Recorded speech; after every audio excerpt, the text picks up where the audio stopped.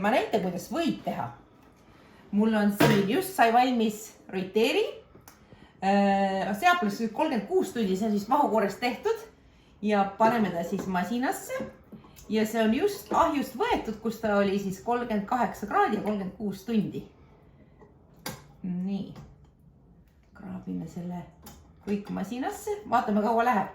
Et kui ta on soe, siis ta peaks väga kiiresti vahtu minema. Nii. No nii, pulk on puhas. Muidugi ta hakkab viskama seda kreemi siin ülesse.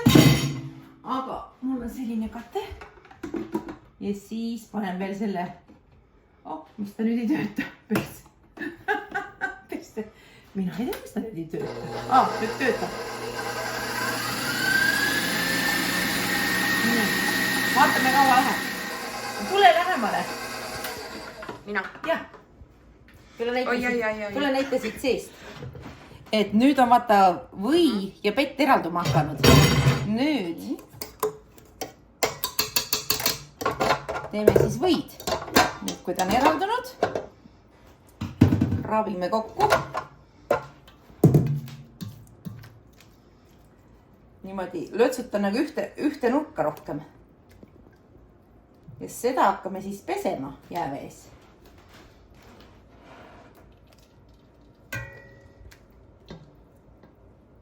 Jääkuubikuid ja külma vett. Ja see on pett. Selle võib klaasi valeda. No, klaasi täis. Ja. Nii nüüd niimoodi lödistame teda natuke.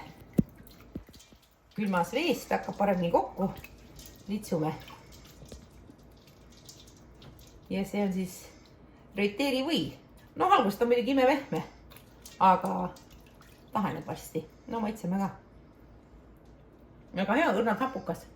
No nii, ongi valmis. No, maitseme. Muidugi ta on veel pehme toatemperatuuril. Mina leiba ei söö, ma ei tea, pean näpu peale määrima. Natuke soola ka ja. Nii, sips. No, panen siia ka juba. Ette ära.